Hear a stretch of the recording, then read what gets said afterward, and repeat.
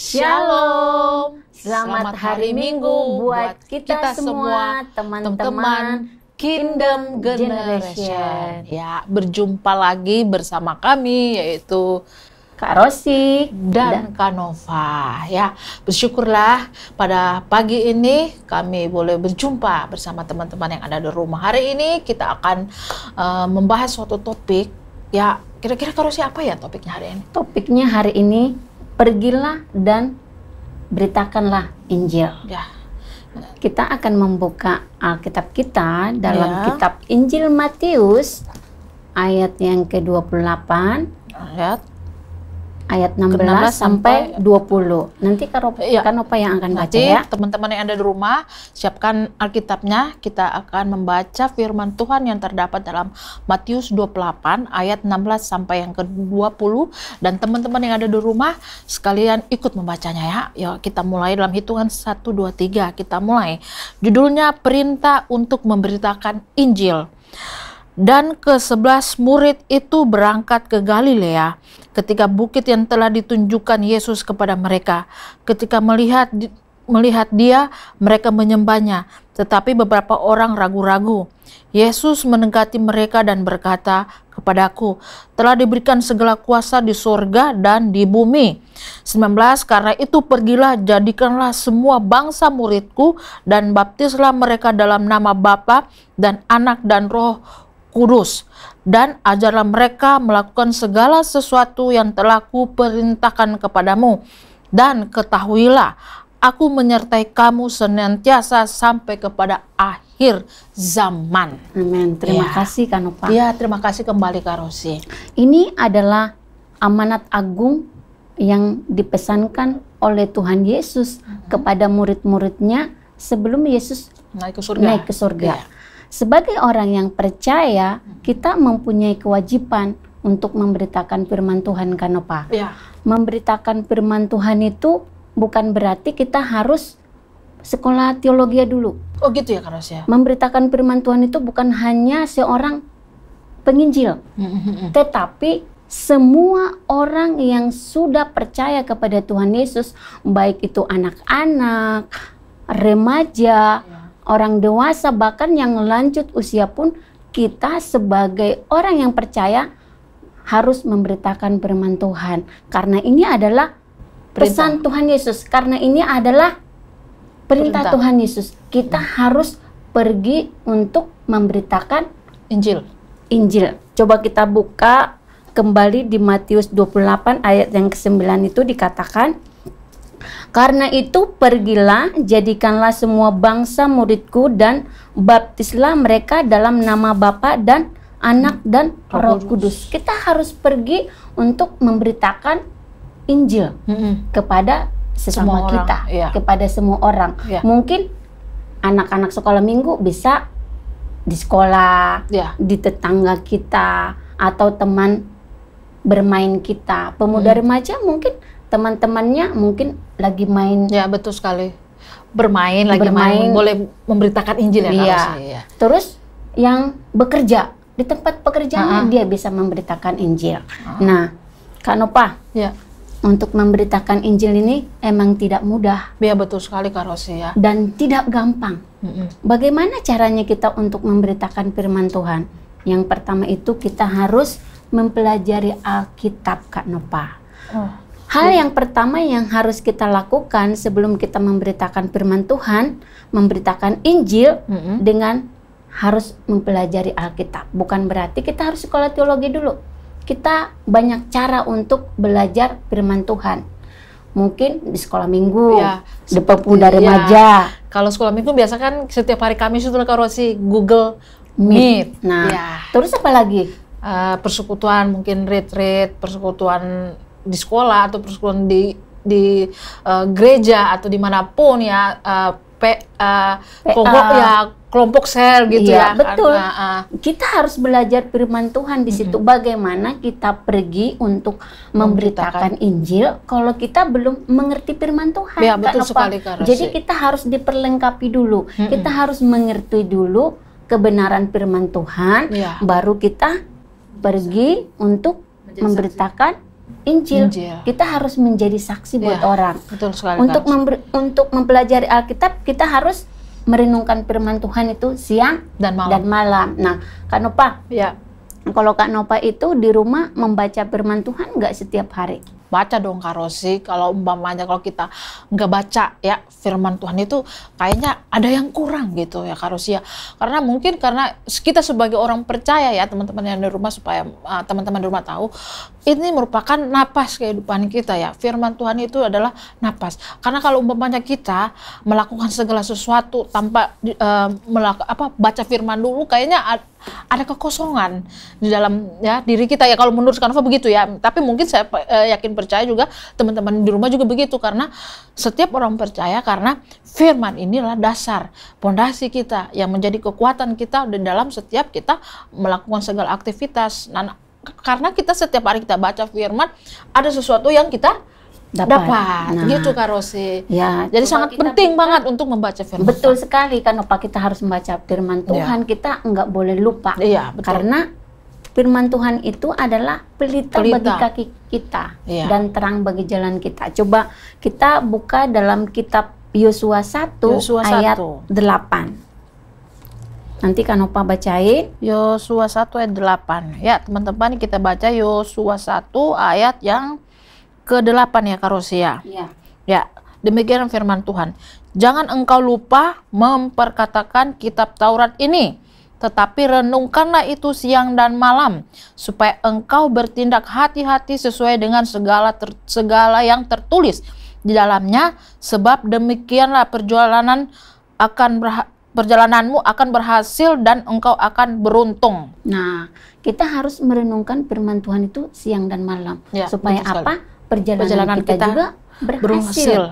Ya, beruntung. Nah, di sini juga dikatakan di dalam Mazmur 1 ayat yang kedua, kita akan baca, tetapi yang kesukaannya ialah Taurat Tuhan, dan yang merenungkan Taurat itu siang dan malam. Untuk kita bisa memberitakan firman Tuhan, kita harus selalu merenungkan firman Tuhan. Kita harus menggali firman Tuhan ini. Kita harus belajar dulu supaya kita bisa pergi untuk memberitakan Injil. Nah, apalagi yang harus kita lakukan untuk kita bisa memberitakan Injil, Kak Nopa? Yaitu berdoa, dengan cara berdoa. Ya, kita harus berdoa kepada Tuhan Yesus. Karena di dalam 1 Tesalonika 5 ayat 17 di situ katakan, tetaplah berdoa. Nah, coba kita melihat di Lukas. Di situ murid-murid Tuhan Yesus pun minta diajari kepada Tuhan Yesus untuk berdoa. Nah, kita coba buka Lukas 11. Lukas 11 itu Bapa kami yang ada di surga, ya. Nah, di sini dikatakan waktu ayat 1 sampai, coba Kak Nopa bacain ayat yang pertama. Pada suatu kali Yesus sedang berdoa di salah satu tempat. Ketika ia berhenti berdoa, berkatalah seorang dari murid-muridnya kepadanya, Tuhan, ajarlah kami berdoa, sama seperti yang diajarkan Yohanes kepada murid-muridnya. Nah, kita melihat di sini, untuk kita bisa pergi memberitakan firman Tuhan, kita juga harus belajar berdoa. Kita harus berdoa. Nah, sedangkan kita lihat juga murid-murid Tuhan Yesus yang sudah bertahun-tahun bersama Tuhan Yesus, mereka juga meminta supaya Tuhan Yesus mengajarin mereka untuk berdoa. Nih, Tuhan Yesus ngajarin murid-muridnya berdoa enggak? Ya, diajar. Yang di Tuhan Yesus ajarkan itu adalah doa Bapa kami. Nah, kita juga harus selalu berdoa setiap hari. Bukan hanya kita membaca firman Tuhan, tetapi kita juga harus selalu berdoa. Nah, contohnya, bagaimana kita bisa menjadi seorang pemberita Injil itu? Contohnya nih, Kak Nopa. Pasti di tangga kita kan pasti pernah ada yang sakit. Ya, betul sekali. Ya, untuk kita bisa memberitakan firman Tuhan, dengan cara kita pergi membesuk, menjenguk untuk berdoa, mendoakan mereka. Ya, betul, terus contohnya, apalagi kalau ada orang-orang yang contohnya kekurangan. Ya, kita juga perlu tuh harus ya. Kita harus menjadi berkat Menjadi buat berkat. mereka. Karena kita harus jadi memberkati mereka juga. Karena Tuhan Yesus juga selalu memberkati orang-orang yang menjumpai Dia. Ya, Ya kan? betul sekali, Kak Rosi. Tuhan Yesus itu penginjilan pribadi lewat apa? Lewat mengajarkan firman Tuhan, lewat bertemu kesembuhan. Kesembuhan, ya. Banyak hal yang dilakukan Tuhan, Tuhan Yesus. Yesus. Jadi kita juga sebagai orang yang percaya kepada Tuhan Yesus, kita harus pergi untuk memberitakan Injil. Iya, betul sekali itu Kak Rosi, karena itu perlu banget ya. Karena dasar segala sesuatunya kita perlu kita dalam memberitakan Injil itu kita perlu itu harus kita dasar terlebih dahulu kita berdoa terlebih dahulu minta pertolongan Tuhan, karena semuanya itu harus kita dasari dengan berdoa ya Kak Rosi ya. Iya, betul Karena sekali perlu. Kak Nova. Nah, Kak Nova, apalagi sih caranya kita untuk memberitakan Injil? Nah, ini juga salah satunya yaitu kita harus menjadi teladan. Ya, coba supaya kita untuk mengetahui bagaimana sih ya kita ya untuk memberitakan Injil itu supaya kita menjadi teladan. Coba kita buka dalam 1 Timotius 4 ayat 12. 1 Timotius 4 ayat yang ke-12. Nah, ini ya. Karo siapa Kak Nova ini yang mau bacain? 1 Timotius 4 ayat 12. ayat 12. Boleh saya akan Oh ya. membacakan. Demikian bunyi firman Tuhan, janganlah seorang pun menganggap engkau rendah karena engkau muda. Jadilah teladan bagi orang-orang percaya dalam perkataanmu, dalam tingkah lakumu, dalam kasihmu, dalam kesetiaanmu, dan dalam kesucianmu. Wah, ini firman Tuhan yang sangat-sangat menyentuh banget ini Kak Rosi. Ini bagaimana salah satu dasar ya kita sebagai anak-anak Tuhan yang akan memberitakan firman Tuhan terlebih dahulu mulainya itu dalam diri kita. Ya, jadi kita itu harus menjadi teladan. Ya, jadi teladan yang harus menjadi contoh. Nah, jadi seperti di dalam firman Tuhan, Tuhan Yesus sebelum melakukannya itu kan Tuhan Yesus sudah memberi contoh di dalam Alkitab ya. Tuhan sudah memberi contoh kepada semua murid-muridnya. Ya tentu saja itu juga berlaku untuk kita semua ya teman-teman yang ada di rumah. Di mana Tuhan ketika dia berkeliling ya menyembuhkan orang-orang sakit ya. Teladan yang diberikan Tuhan Yesus yaitu sangat sungguh-sungguh luar biasa ya teman-teman ya. Jadi kita sebagai anak-anak Tuhan ya, sebagai orang-orang yang percaya akan Tuhan, jadi kita tuh harus menjadi teladan, contoh. Ya bagaimana contoh itu ya, contoh yang baik. Bukan kita memberi teladan itu yang tidak baik. Nah, seperti yang dikatakan firman Tuhan ini ya itu di mana Timotius dia seorang muda ya, diinginkan itu dia menjadi contoh teladan dalam tingkah laku, perbuatan ya, sifat-sifat kita ya harus menjadi contoh teladan. Nah, seperti apa kira-kira Kak Rosi ya? Itu contoh yang bisa ya mungkin teman-teman yang di rumah bisa mengerti dan paham. Contoh dalam hal apa itu kira-kira Kak Rosi? Contohnya kita harus mencerminkan karakter Kristus yang baik. Contohnya dalam kelakuan kita, perbuatan kita, sifat kita. Terus kita harus bisa menjadi ditiru orang. Contohnya dalam perkataan kita. Ya. Contohnya tidak suka berbohong ya. Jangan suka berbohong. Terus jangan suka berkata-kata kasar. Nah, contohnya nih anak-anak nih, contohnya suka marah-marah nih sama mamanya. Ya betul sekali tuh Kak Rosi. Kan banyak loh anak-anak sekarang Kak Rosi, kalau Kak Nova lihat ya, banyak orang anak-anak ya di luar sana yang kakak harapkan orang-orang yang kenal Tuhan nggak seperti itu ya. Cuman Kak Nova lihat beberapa orang ya di luar sana ya suka melawan orang tua. Ya suka membantah orang tua. Itu bagaimana? Itu jadi contoh yang tidak baik dan tidak menjadi teladan bagi orang yang memperhatikan. Benar nggak tuh Kak Rosi? Betul sekali. Gimana dia bisa menjadi contoh dan bagaimana dia bisa memberitakan Injil. Dia sendiri aja dalam perkataan tidak bisa menjadi cermin. Iya betul sekali Kak Rosi. Selalu melawan orang tua. Nah, ya, betul sekali tuh Kak Rosi. Jadi saya harapkan ya mungkin teman-teman yang ada di rumah ya biarlah kita dalam kita memberitakan Injil Ya, terlebih kita kembali ke dalam diri kita harus menjadi contoh dan teladan dalam kehidupan kita. Nah, bagaimana caranya juga ya supaya kita dalam memberitakan Injil itu kita juga harus memperkatakan firman dan kebenaran. Iya, betul sekali. Kita kalau kita contohnya harus memperkatakan firman Tuhan. Memperkatakan firman Tuhan itu dan kebenaran. Contohnya kalau kita udah tahu itu dosa salah, terus kalau umpamanya iya kita diamin aja itu salah kan? Iya, kita harus menegur ya, menegurnya, menasihatinya supaya kebenaran itu terbukti betul ya. Sekali, coba kita buka dalam 2 Timotius 4 ayat 2. Iya, 2 Timotius 4 ayat 2. Saya bacakan ya Kak Rosi. 2 Timotius 4 ayat 2 ya. Beritakanlah firman siap sedia, baik atau tidak baik waktunya, nyatakanlah apa yang salah, tegurlah dan nasihatilah dengan segala kesabaran dan pengajaran. Wow, ini hebat banget nih ayat ini, memberkati banget nih Kak Rosi. Jadi kita harus memberitakan firman Tuhan itu baik waktunya atau tidak baik waktunya. Berarti dan kita harus siapapun ya. Iya, kalau menegur yang salah. Terus apa lagi dikatakan di sini? Menasihati dengan kesabaran dan mengajar dan pengajaran tuh ya. Oke. Contohnya kita kan ada yang kita lihat nih udah salah nih. Dia contohnya anaknya mencuri. Apakah kita biarkan begitu saja? Nggak begitulah kalau bagi saya tegur 4 mata loh ya, supaya dia tidak tersinggung ya.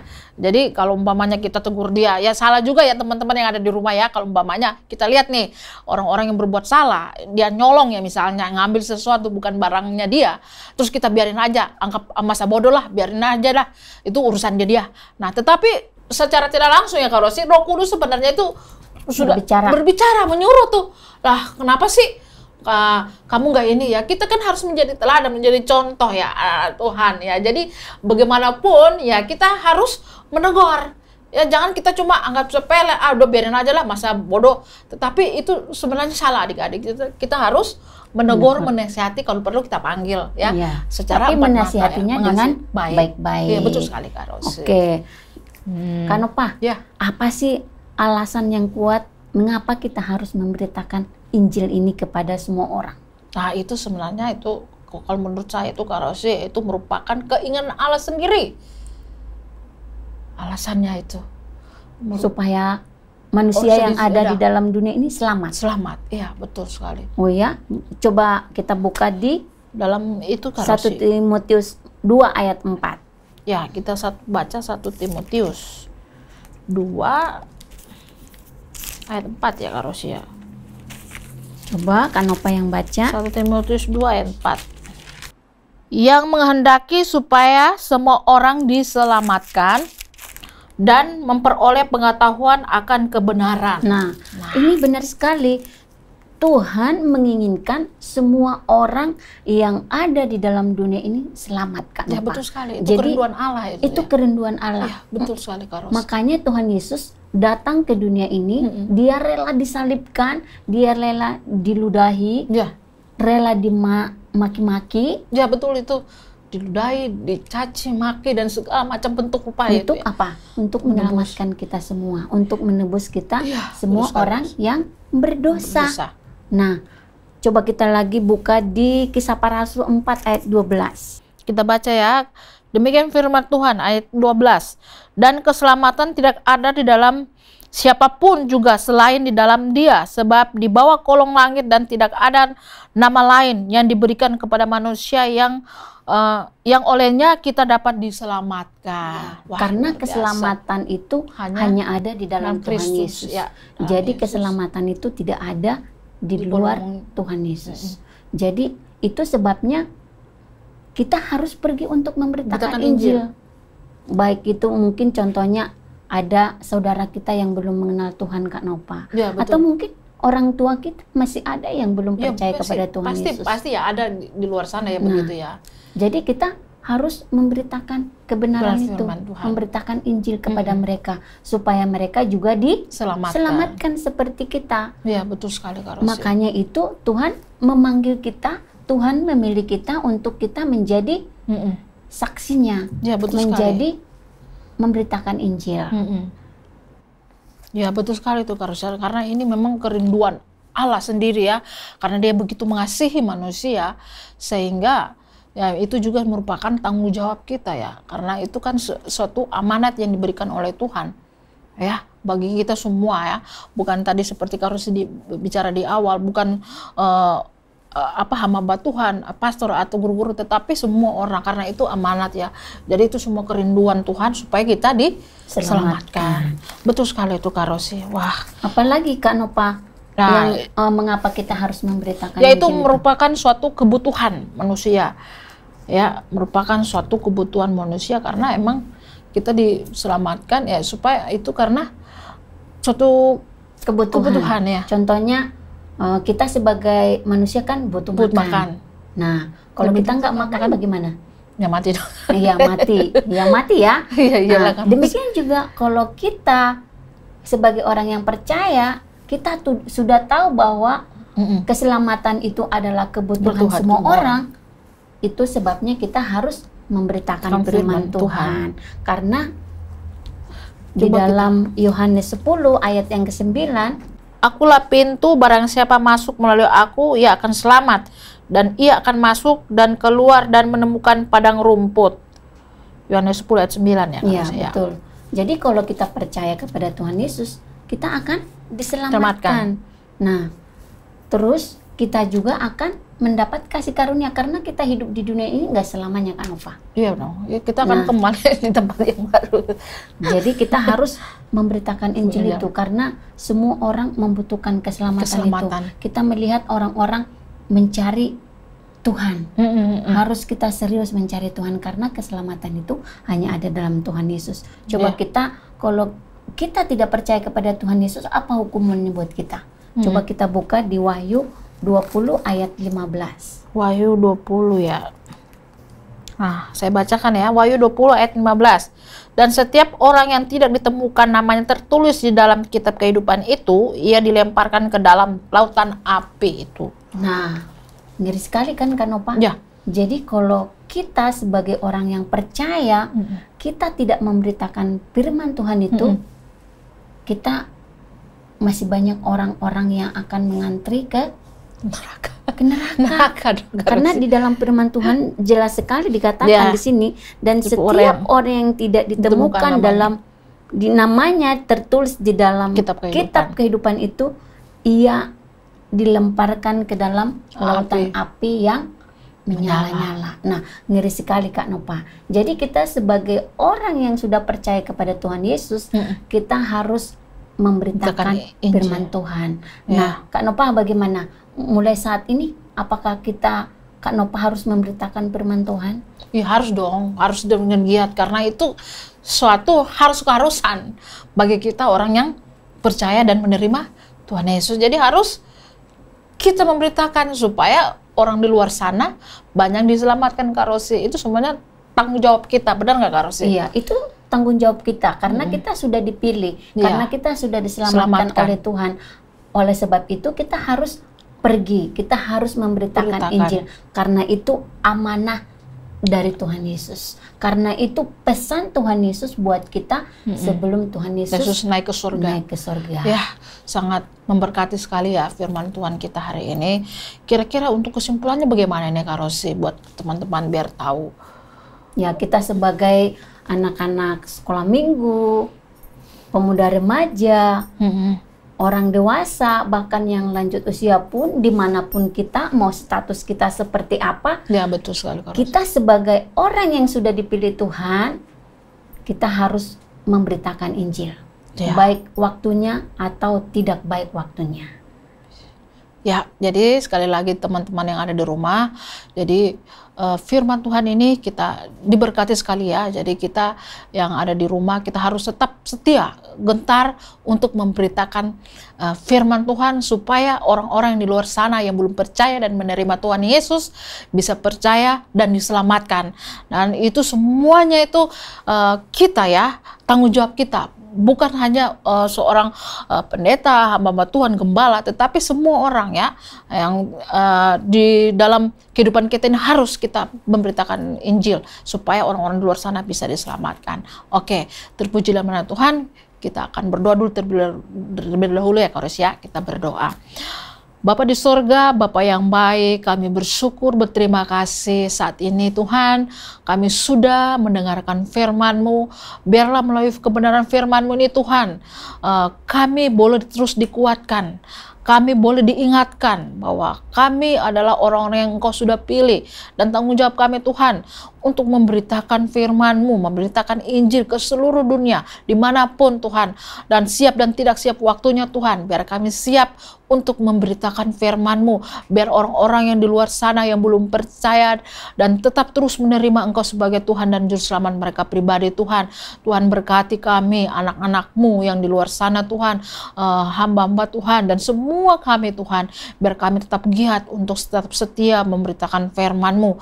Dan Tuhan, kerinduan kami, biarlah kami tetap sehati sepikir Tuhan di dalam tetap terus memberitakan firman-Mu. Terima kasih Tuhan, terpuji-pujilah nama-Mu, kami sudah memberitakan firman-Mu, biarlah firman-Mu itu Tuhan tetap tertanam dalam hati dan pemikiran kami. Di dalam nama-Mu Tuhan, kami sudah berdoa dan mengucap syukur. Haleluya. Amin. Sampai jumpa kembali.